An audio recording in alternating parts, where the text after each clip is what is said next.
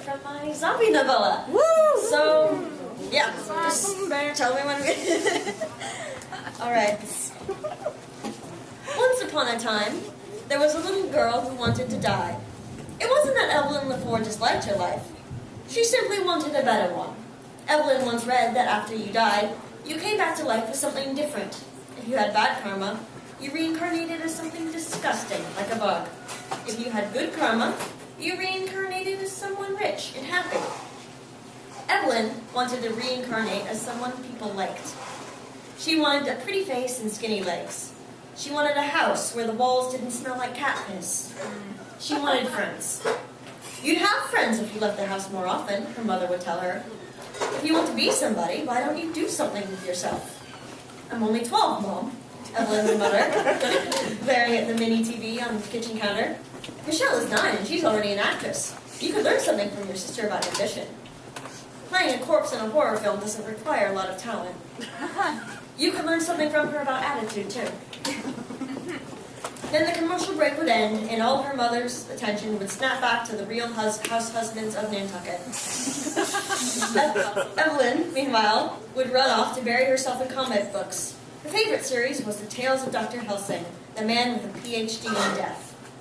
Like Evelyn, Dr. Helsing had been bullied and excluded as a child. He wore glasses, had a peanut allergy, and shared Evelyn's deep love of rodents. He even had a talking rat sidekick named Chris. But unlike Evelyn, everyone loved him. People tended to appreciate your talents when you're the sole bastion against the zombie scourge. Dr. Helsing wasn't a typical zombie fighter.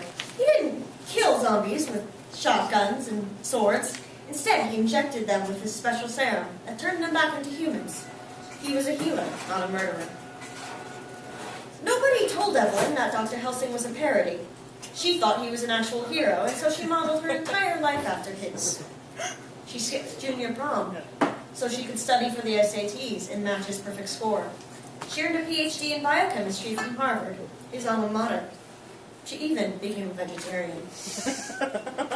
Eventually, she was hired at the Center for Disease Eradication.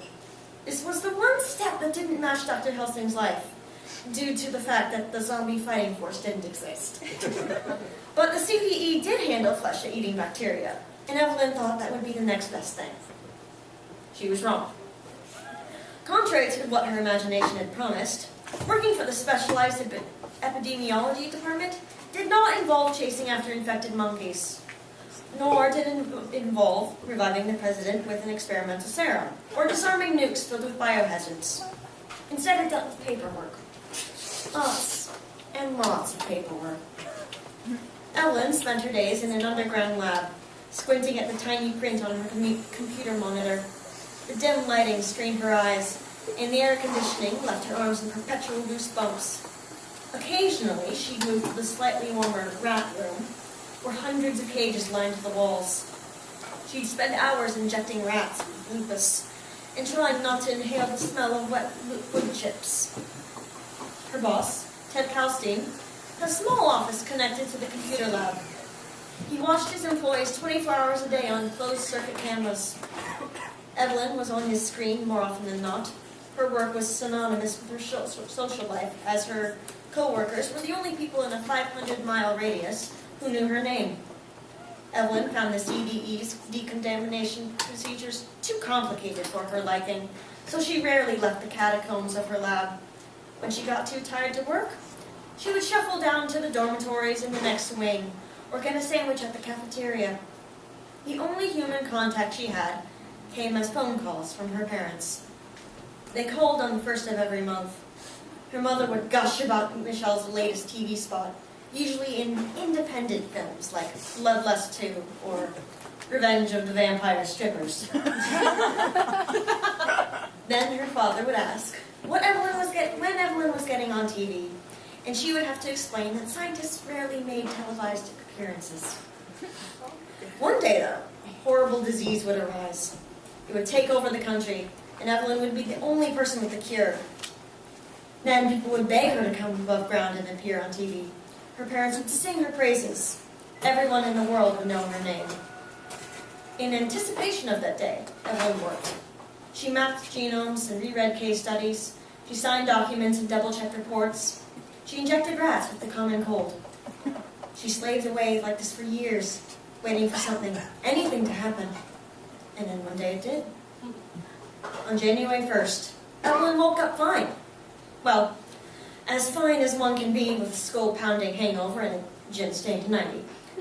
She'd spent the night in her room, watching the television cycle through fireworks displays from around the world.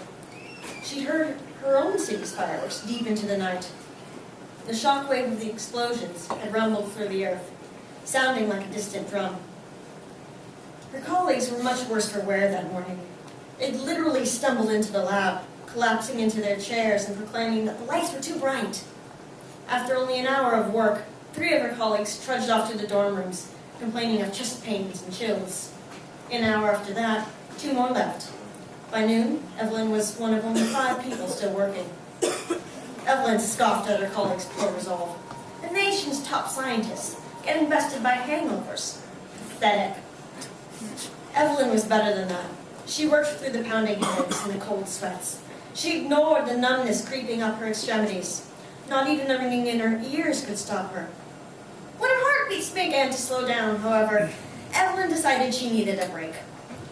She leaned back in her chair, head resting against the cold metal. The rest of her colleagues were slumped over at their desks. She asked if anyone had been studying the S-class diseases. Nobody answered. She asked if anyone had contacted the on-call medics upstairs. Nobody answered. Then Evelyn saw Calstein through the open door of his office. His lanky body was half on his chair and half on the linoleum.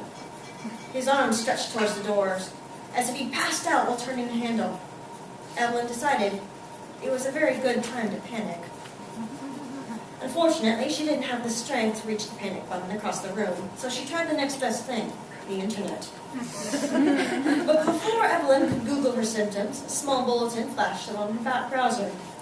She clicked it, and a live stream of the local news popped up. It wasn't just the CDE staff that were sick. People were dying all over the world. There were corpses outside the Taj Mahal, rows of sick beds in front of Congress, hordes of dying people lying in the streets of Paris. Evelyn wondered vaguely why so many sick people were outside during the coldest part of winter. She was also curious as to why they were all gathered at the world's most photogenic monuments. She supposed it was a natural part of apocalypses. As she stared at the computer screen, her vision began to blur. She thought it was rather ironic that her epidemic was finally here, and she was going to be one of the first to die. Yet she didn't have the energy for despair. All she could summon was a shallow regret. With her last breath, she leaned her head against the stiff chair back. The cold metal clung to her clammy skin. Evelyn shifted her weight, trying to find a position in which nothing was poking or prodding her. Finally, she closed her eyes. She resolved to buy a more comfortable chair in her next life.